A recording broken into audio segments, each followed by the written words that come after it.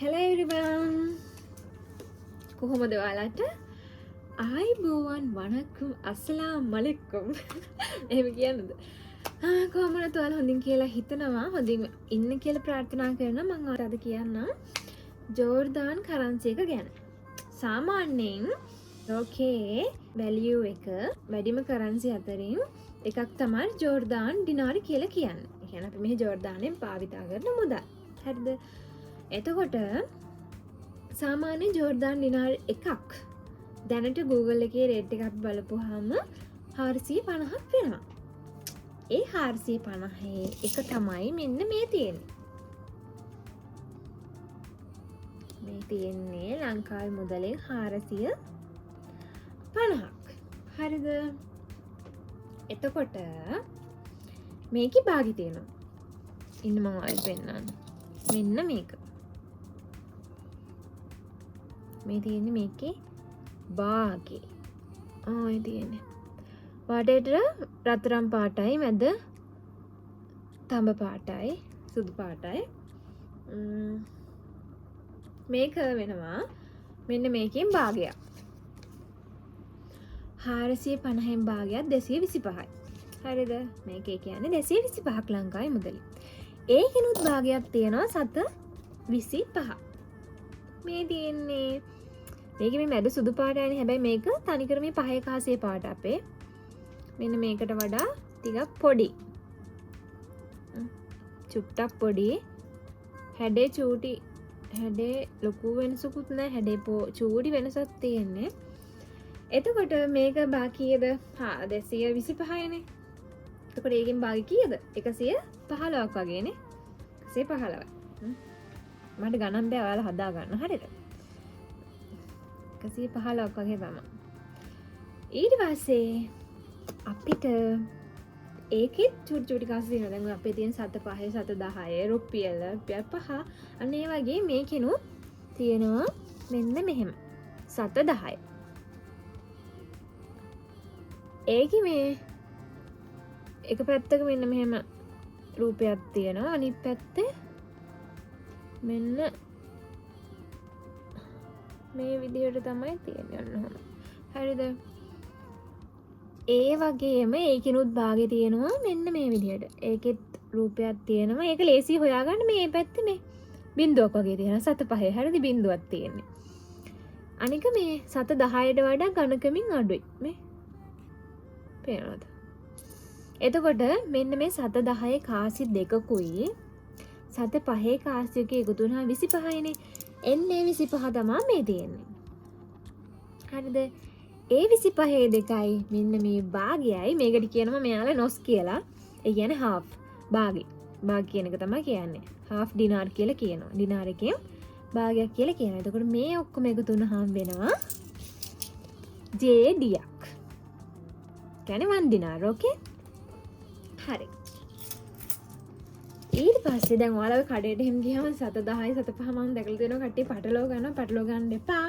ඒක මම ඔයාලට පින්න විදියට පොඩ්ඩක් මතක් කරලා බලන්න. දැන් වැඩිපුර දුන්නොත් අපරාධනේ. ඊළඟට තියෙනවා 5. තියෙනවා නේද ළමයි? තියෙන 5. මේ වගේ ඉන්නේ නම් කවුද මේ වගේ තියෙන ඓතිහාසික වටිනාකම් මේව නම් මම දන්නේ. හරිද? මේක නම් මේ රජමාලිගාවද කොහෙද තියෙන්නේ? පෙට්‍රා වෙන්න ඕනේ.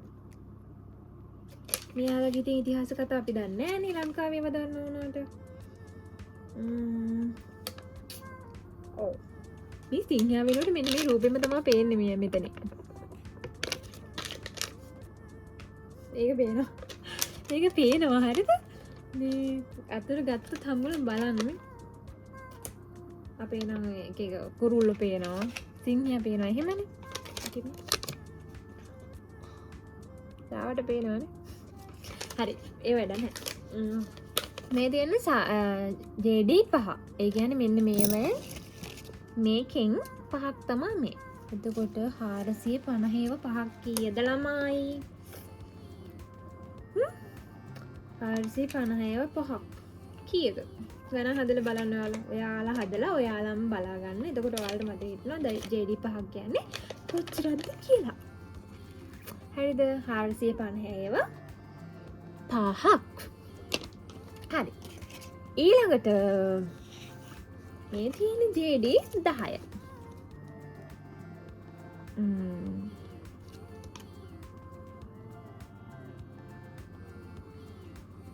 JD 10 හරිද? නේ.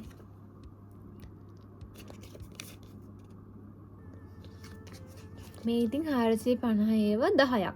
මේක මම ඔයාලට ගණන කියන්න. මේ තියෙන 450 ඒව 10ක්. ඒ කියන්නේ 4500ක්. මෙතන 4500ක් තියෙනවා. ඊට පස්සේ JD 20ක් තියෙනවා. හරිය දැන් මම ළඟ ඔයාලට පෙන්නන්නේ 20 නෑ. ඒක මේ පාඩම තමයි චූටි වෙනසයි තියෙන්නේ 20 ගහලා පොඩි වෙනසක් තමයි තියෙන්නේ. හොයාගන්න පුළුවන්. හරිද? 4500 දෙකක් නේ එතකොට. ඊට පස්සේ තියෙනවා JD 50. දැක්කද?